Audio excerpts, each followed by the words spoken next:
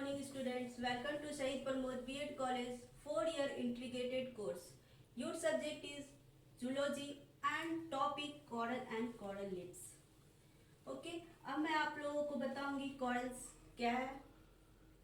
Corals are animals and coral are marine, mostly colonial polyploid coelacanths, looking like sea animals and living in a secreted skeleton of their own. Their calcareous or horny skeleton is also commonly known as corals. Some corals grow into massive solid structure. Others form large branched colonies. Most of corals belongs to class Anthozoa and a few to the class Hydrozoa और phylum Coelentrates. Corals animals जो है वो marine में भी रहते हैं, mostly colonial, और ये लुक लाइक किस तरह दिखते हैं, सी एनिमल्स की तरह दिखते हैं, और सिलेंट्रेट्स लाइक सी एनिमल्स, और स्केलेटन सीक्रेट करता है ये अपने आप में अपने आप को हाइड करके किसी भी टाइम अपने प्रोटेक्शन के लिए यूज करते हैं. इनका जो स्केलेटन है वो कैल्केरियस हॉर्नी स्केलेटन होते हैं और उसी स्ट्रक्चर को कॉरल्स कहते हैं.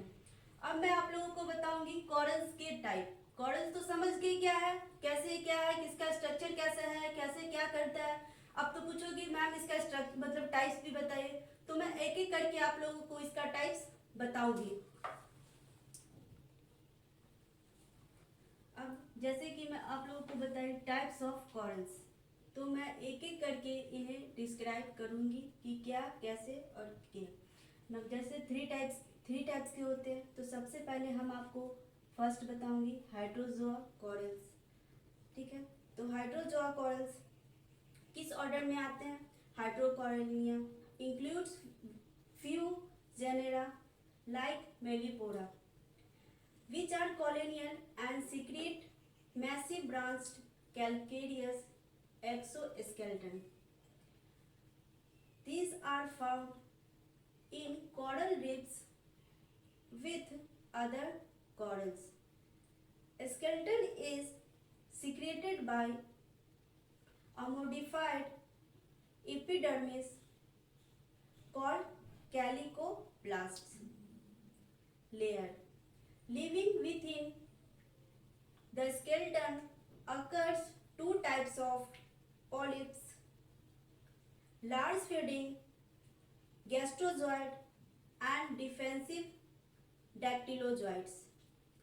जैसे कि देखो बताया मैंने कि हाइड्रोजोआ कॉरल्स जो है वो इंक्लूड्स फ्यू जेनेरा में होते हैं, जैसे कि मेलिफोरा, स्टाइलेस्टर, और ये कॉलोनियल में रहते हैं. कॉलोनी तथा झुंड में रहते हैं, और ये कैल्केरियस एक्सोस्केलेटन करते हैं ब्रांच में, और स्केलेटन इज सीक्रेटेड किसके? एपिडर्मिस, उसको क्या कहते हैं? कैल्किलोब्लास्टिक्स. अब आ जाइए हाइड्रोजोआ तो मैं बता दी. दूसरा एंथोजोआ. एंथोजोआ, तो एंथोजोआ क्या है? दिस बिलोंग्स टू सब क्लास. किस सब क्लास में बिलोंग्स करते हैं? ऑक्टोकैलेरिया and order Alconysia. There are colonial polyps having endoskeleton of separate spicules embedded in a massive mesogalia. ठीक है, अब ये तो हो गया. अब इनके भी टाइप्स हैं, अलग अलग टाइप्स है इनके भी, तो मैं एक एक करके बताऊंगी. सबसे पहला सॉफ्ट कॉरल्स, दूसरा ब्लू कॉरल्स, तीसरा हॉर्नी कॉरल्स. ठीक है, तो सॉफ्ट कॉरल्स क्या है? ये सबसे पहले सॉफ्ट जो है किस सब मतलब ये करता है, ठीक है, वो तो मैं बता ही दी सॉफ्ट. अब आ जाओ ब्लू कॉरल्स. ठीक है, दिस बिलोंग्स टू सब क्लास ऑक्टोकॉर्लिया. ये भी किस में बिलोंग करेंगे? सब क्लास ऑक्टोकॉर्लिया एंड ऑर्डर हेलियोपोरेसिया. ठीक है, in its colony of polyps, the calcareous spicules form a massive skeleton. ठीक, अब आ जाइए सी हॉर्नी कॉरल्स. ठीक है, ये किस में करेंगे सब क्लास? ऑक्टोकॉर्लियानी में एंड ऑर्डर गॉर्गोनियसिया में. ठीक है, these are branched and tree like, है ना, tree like. The skeleton is formed of horny proteinaceous material gorganian along with calcareous spicules which surrounded the polyps. अगर इसका हम अगर एक एग्जाम्पल दे गॉर्गोनिया, ठीक है, हॉर्नी कॉरल्स का अगर हम एग्जाम्पल दे तो क्या दे? गॉर्गोनिया. अब हम फर्स्ट बता दिए, सेकंड बता दिए, अब थर्ड हेक्साकॉरलिन कॉरल्स. हेक्साकॉरलिन कॉरल्स. अब देखो हेक्साकॉरलिन कॉरल्स क्या है. सबसे पहले ये ऑर्डर किस में आता है? मध्यपूर्ण. इंक्लूड किस में है? हॉर्नी कॉरल्स में और ट्रू कॉरल्स में. Which are principal builders of coral reefs. While some of them are solitary, most we colonial, assuming a great variety of forms. ठीक है, इनमें भी दो टाइप से. सॉलिटरी मीन्स पता है सॉलिटरी क्या होता है और कॉलोनियल में बताइए. ठीक है, फिर भी मैं इसको एक्सप्लेन कर रही हूँ. सॉलिटरी में क्या है? Fungia flabellum example. और ये क्या होता है? सॉलिटरी कॉरल्स कैसे दिखता है? Cup corals. The corallite is dish like. Dish समझते हो ना? डिश लाइक जैसे दिखते हैं. कप लाइक और मशरूम शेप. मशरूम तो देखे ही हो, उसी के आकार जैसा दिखता है. इस फॉर्म एंड मेजर करेंगे तो कितना? 5 mm to 25 centimetre. 5 mm to 25 centimeter across. It is often without a thicca. Okay. अब colonial. पहला तो बता दी solitary corals, दूसरा colonial corals. Most of stony corals are colonial with plate-like. कैसा? Plate-like, cup-like, spherical और वेज शेप्ड. वेज समझते हो ना? उसी जैसा ये दिखता है स्केलेटन. ठीक है, polyps lie at a surface of the calcareous skeleton होते. अगर इसका भी एग्जांपल बता दे तो फैबिया. Example Fabia. अब जैसे कि मैं आप लोगों को बता दी कॉरल्स क्या है, इनके टाइप्स क्या है. अब मैं आपको बताऊंगी कोरल रीफ्स. सबसे पहले कोरल से बताऊंगी, फिर इसके बाद मैं टाइप्स आगे बढ़ूंगी. कोरल रीफ्स क्या है? Coral reefs are limestone formations formed of exoskeleton of stony corals and heavily charged with organic material, especially in upper strata where growing corals occurs. Calcareous algae, Foraminiferous and other calcareous alkylnomeria contribute of reefs. Coral reefs are the ridges of calcium carbonate in sea formed by remains of skeleton and cells of animals. ठीक है, coral reefs grow in warm shallow water normally above 20 degrees Celsius. About 50 species of corals contribute in the formation of reefs along the Foradia keels and reefs along the in the West Indies. The famous Great barrier reefs of Australia. Okay, आप बोलोगे कि ma'am ये क्या है, समझाइए इसके बारे में।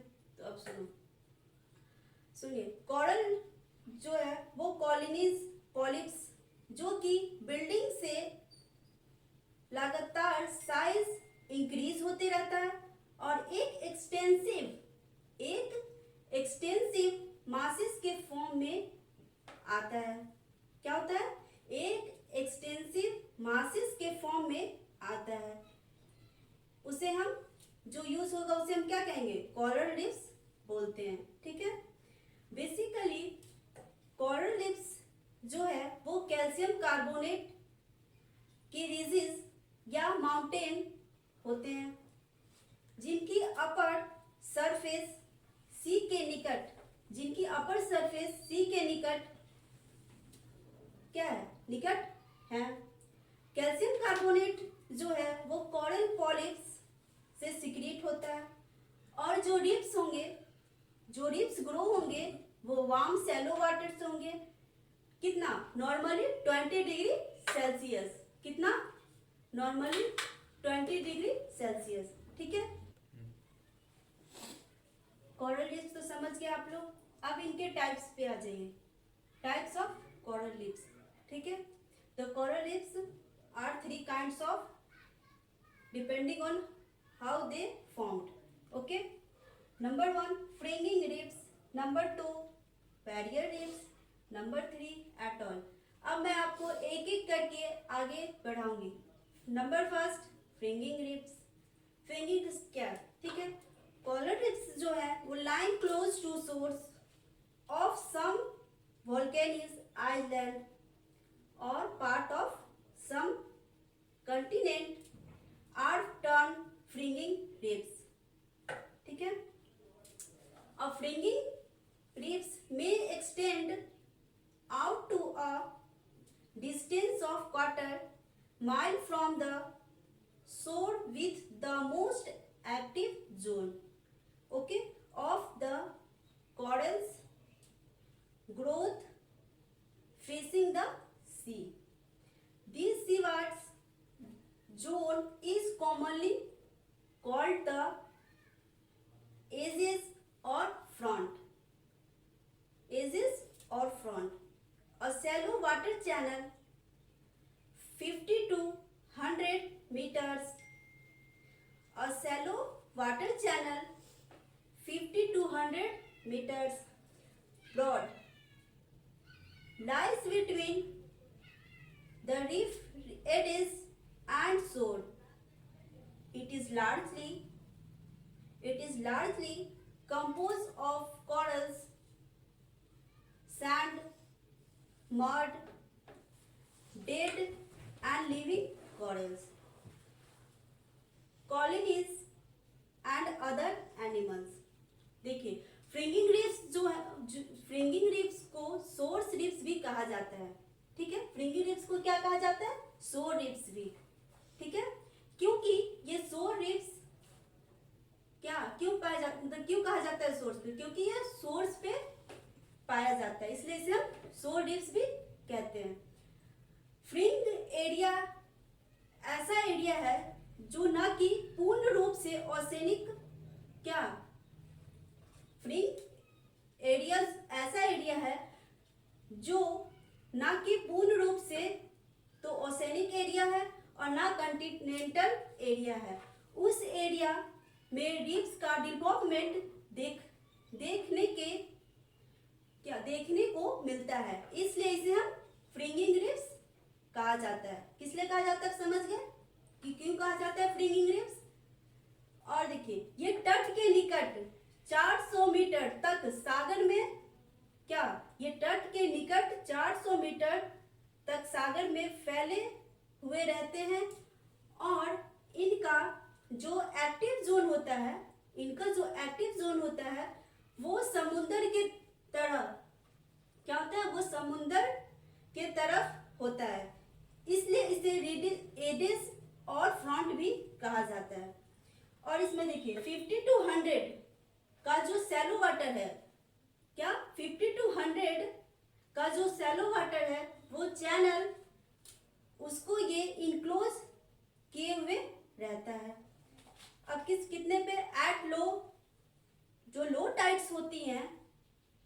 साइड्स होती हैं वो तो वाटर चैनल रिसीड है, वो कम हो जाते हैं, और जब वाटर लेवल कम हो जाएगा, जब वाटर लेवल कम हो जाता है तब क्या होगा, फ्लैट बॉटम हो जाएंगे।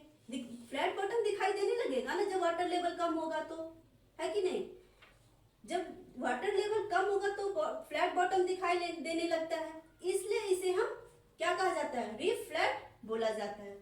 क्या कहा जाता है, रीफ फ्लैट कहा जाता है। अब मैं आप लोग को ये तो बता दी फ्रिंगिंग रीफ्स। अब इस ऐसे तो समझे नहीं, इसलिए हम इसको क्या करेंगे, एक डायग्राम बनाएंगे और डायग्राम के थ्रू आपको समझाने की कोशिश करेंगे, ठीक है। ये देखिए, वो जैसे कि हम आपको बताएं कि फ्रिंगिंग रीफ्स क्या है, वैसे तो आप लोग को समझ में थोड़ा बहुत आया होगा, डायग्राम देखने के बाद पूरा आ जाएगा। ये देखिए इसका डायग्राम है, ये ओशियन है, ठीक है। ये क्या, ये जो एरिया है यहाँ पे देख रहे हो ना, ये जो एरिया है वो फ्रिंगिंग रीफ्स है। और यहाँ पे देखो फ्रिंगिंग रीफ्स से जस्ट ये जो अटैच है इसे हम क्या कहते हैं, लगून, लगून या फ्लैट। और ये लगून और फ्लैट ये क्या है, आइसलैंड। जैसे कि मैं बोली कि पानी में जैसे जैसे ये वो होगा डिक्रीज होंगे और वो अपना ये करने लगता है, इसी को हम फ्रिंगिंग रीफ्स कहते हैं। समझ में आ रहा है। यहाँ पे जो ये पोर्शन है ये लगून और flat, island, fringing reefs. Fringing समझ रहे हो ना, लगून के जस्ट यहाँ पे, ठीक है। और ये पूरा ओशियन है। अब इसके बाद फ्रिंगिंग रीफ्स तो समझ गए। सेकंड क्या था, बैरियर रीफ्स। बैरियर रीफ्स मैं अब आप लोगों को बताऊंगी। फ्रिंगिंग रीफ्स तो समझ में आ गए। अब आइए सेकंड क्या है, बैरियर रीफ्स। बैरियर रीफ्स क्या है, barrier reefs are like fringing reefs. Barrier reefs क्या है, फ्रिंगिंग रीफ्स जैसा ही उसका भी ये है, बट लेकिन they are located some distance away from source. लेकिन इसमें क्या है, उससे थोड़ा डिस्टेंस में रहता है, ठीक है। The sketch of water separating the barrier reefs from land may be half a 16 kilometer or more in width. It is called a lagoon, ठीक है। Most notable example of barrier reefs, a great barrier reefs along the northeast coast of Australia. It is about 2000 kilometer along up to 150 kilometre from शोर। Barrier reefs अगर आप देखेंगे तो क्या होता है, बैरियर रीफ्स जो है वो फ्रिंगिंग रीफ्स जैसा ही दिखने को मिलेगा, ठीक है। बस इसमें जो है लगून जो है वो डिस्टेंस पे देखने को मिलेगा। कितना डिस्टेंस होता है लगून में, 150 क्या 150 किलोमीटर, इतना ही डिस्टेंस होगा फ्रिंगिंग और मतलब लगून और इसके बीच में, दोनों में यही डिफरेंस होते हैं, ठीक है। स्केच ऑफ वाटर जो है वो बैरियर रीफ्स से लैंड को अलग कर रहा है उसे लगून कहा जाता है। लगून किसे कहते हैं, लैंड को अलग कर रहा हो किससे, बैरियर रीफ से, तो उसे हम लगून कहते हैं। और इसमें 10 to 50 कितना 10 to 50 डीप रहेगा और सुटेबल फॉर नेविगेशन, ठीक है। इसका एक एग्जांपल जैसे कि अभी हम जस्ट वेरीफाई किए हैं, फिर आपको समझ नहीं आया फिर बता रही हूँ। इसका जो एग्जांपल है वो Great Barrier Reef along the north eastern coast of Australia, ठीक है। कितना 2000 kilometre long and 150 kilometre from source. इसका भी एक डायग्राम मैं शो करूंगी जो आपको धीरे धीरे समझ में आएगा, ठीक है। मैं डायग्राम बनाती हूँ, आप लोग देखो, ओके। ये देखिए डायग्राम बैरियर रीफ्स का, ठीक है। हमने बोला कि उसी के जैसे सेम दिखाई देते हैं, लेकिन इसमें क्या होता है, डिस्टेंस होता है, किसका, लगून का। अभी जस्ट मैंने बताया कि लगून का इसमें डिस्टेंस होगा। और यहाँ पे देखो, यहाँ पे जस्ट दिख रहा है ना, वहां पे क्या था, सटा हुआ था, और यहाँ पे क्या है, अलग है, डिस्टेंस पे है ना। यहाँ पे देखो आइसलैंड है, बैरियर रीफ्स है, और ये पूरा ओशियन है। लगून आपको कहाँ दिख रहा है, यहाँ डिस्टेंस पे है। और इसमें जो देखिए लगून्स जो होंगे वो क्या होगा, डिस्टेंस इंक्रीजेस होंगे, होते जाते हैं। ठीक है, यहाँ तक समझ आ गया आप लोगों को कि बैरियर रीफ्स का डायग्राम से। अब आप क्या थर्ड, एटॉल। एटॉल के बारे में अब बताऊंगी आप लोगों को। अब आ जाइए एटॉल। एटॉल कभी सुने हो या नहीं, क्या नहीं सुने हो? देखो एटॉल क्या है। Atoll is also term of coral island और लगून आइसलैंड। ठीक है, it is a ring like और horseshoe shaped reef that encircle a lagoon, but not as Iceland. The lagoon varies from a few to about 90 kilometers across. It may be complete or broken off a number of channels, broken by a number of channels, of which only a few are navigable. The atoll of Wikai, famous for atomic and hydrogen bomb test, lies in the Pacific Ocean. ठीक, atoll को क्या coral Iceland भी कहा गया है और lagoon Iceland भी कहा जाता है। ठीक है, ये रिंग लाइक होते हैं और हॉर्सशू शेप्ड, क्या हॉर्सशू शेप्ड इन सर्किल और लगून बट नॉट आइसलैंड। ठीक है, लगून वेरीज फ्रॉम फ्यू, कितना 90 किलोमीटर, कितना करता है 90 किलोमीटर अक्रॉस। ओके, और इट में बी कंप्लीट, क्या it may be complete broken by a number of channels. ये किसी भी डीप के चारों ओर, क्या ये किसी भी डीप के चारों ओर ना होकर, ये किसी भी डीप के चारों ओर ना होकर लगून के चारों ओर, किसके चारों ओर, लगून के चारों ओर होते हैं। यानी कि आइसलैंड जो है वो अंदर पानी में धंस गया है। आइसलैंड जो है वो क्या है, पानी में धंस गया है और उसके धंसने के कारण उसके चारों ओर, अगर मान ली पानी में धंसेगा तो चारों ओर क्या होगा, पानी तो आएगा ना, नहीं आएगा। अगर आइसलैंड को यहाँ पे धंसा दिया गया है तो पानी के उसके क्या चारों ओर पानी आ जाएंगे ना। देखो अब डायग्राम बताती हूँ, उसमें समझ में आएगा कि कैसे क्या हुआ है। ठीक है, अब मैं डायग्राम बनाऊंगी और आप लोगों को समझाऊंगी। अब मैं यहाँ पे डायग्राम बनाई हूँ एटॉल का। उतना बोलने के बाद भी तो समझ में नहीं आया होगा। अब डायग्राम देखो, पूरा क्लियर हो जाएगा। ठीक है, ये यहाँ पे देखिए, ये जो है ये क्या है, ओशियन है ना। एटॉल कहाँ दिख रहा है, ये एटॉल, यहाँ पे लगून है और है ना। एटॉल में क्या है, यहाँ पे जो एटॉल है वो क्या किया है, जो चारों, यहाँ पे क्या चारों ओर देखो, ये जब पानी आने के बाद ये अपना अंदर ये हो गया है, धंस गया है। ये जो चारों तरफ एटॉल टाइप्स की रिप्स है वो नजर आ रही है। ये स्थानों टूटी हुई हो सकती है, क्या होता है, स्थानों पर टूटी हुई अलग अलग अपना ये कर सकती है। ठीक है ना, अलग अलग दिख रहा है ना यहाँ पे आपको। ये इसे हम क्या कहते हैं, लगून। कितना किलोमीटर वेरीज करेंगे, 90 किलोमीटर, है ना एटॉल में। इसमें एक एग्जाम्पल हमने बताया है बिकाइन। ये फेमस किस चीज के लिए है, फॉर किस चीज के लिए फेमस है, एटॉमिक एंड हाइड्रोजन टेस्ट के लिए यहाँ पे ये किया गया है, पैसिफिक ओशियन। यहाँ तक आपको पूरा समझ में आ गया।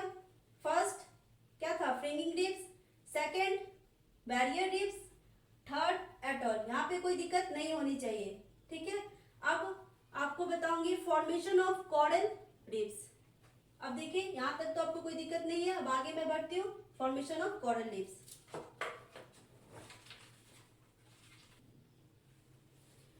अब देखिए formation of coral reefs. Coral reefs के पहले कोरल रीफ्स क्या है, उनके टाइप कोरल्स, फिर कोरल रीफ्स, ठीक है, उसके टाइप्स। अब आ जाइए formation of coral reefs.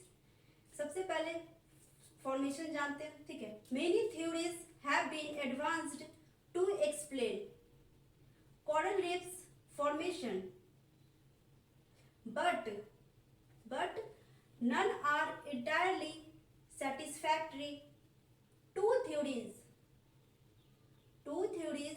seems to be of some convincing importance. क्या इनमें कई थ्योरीज दी गई थी, लेकिन क्या हुआ, टू थ्योरीज को ही, क्या टू थ्योरीज ऐसी हैं जिसको सपोर्ट में दिखाई देती है, इसके सपोर्ट में दिखाई देती है। दो ही थ्योरी दी गई है जिसमें सपोर्ट में दिखाई देती है। कौन ने किसने दिया, ये जानना है। सबसे number 1 subsistence theory by Darwin. किसके द्वारा, डार्विन ने बताया सबसे पहले। कब, 1931 में थ्योरी दी थी ये डार्विन ने, ठीक है। इन्होंने बताया है कि fringing reefs was first form on the sloping shores of an island. क्या, fringing reefs was first form on the sloping shore of an island. Subsidence of sea floor then commenced in the region of reefs following by upward and outwards growth of corals. क्या, outward growth of corals. Okay, the fringing reefs become the barrier reefs. The fringing reefs become barrier reefs. The barrier reefs become a coral atoll with central lagoon. क्या, a coral atoll with a central lagoon. In time, it acquired a growth of vegetation. ठीक है, देखो ये इसके बाद इनमें देखने को क्या मिला, यही कि फ्रिंगिंग रीफ्स का निर्माण आइलैंड के स्लोपिंग शोर से होते हैं, ठीक है। और सी फ्लोर जो है वो धीरे धीरे नीचे की ओर आ जाते हैं, और सी फ्लोर के नीचे आने से क्या होता है, कोरल रीफ्स जो है वो अपर और बाहर आ जाते हैं। सी फ्लोर जब क्या होगा, नीचे आने से क्या होगा, कोरल रीफ्स तो अपर बाहर आ जाएंगे ना। उसके बाद बैरियर रीफ्स का निर्माण हो जाता है। जैसे ही बाहर निकलेंगे उसके बाद क्या होगा, बैरियर रीफ्स का निर्माण हो जाएगा। आइलैंड जो है वो पूरे पानी में डूब जाता है, तो लगून का निर्माण हो जाता है, और चारों तरफ जो है वो कोरल रीफ्स जो है वो अटोल का फॉर्मेशन हो जाता है। डायग्राम में मैंने समझाया था कैसे हुआ था अटोल का फॉर्मेशन। लगून ने क्या किया, वही चीज इन्होंने वहां पे क्लियरिफाई किया है। दूसरा देखिए,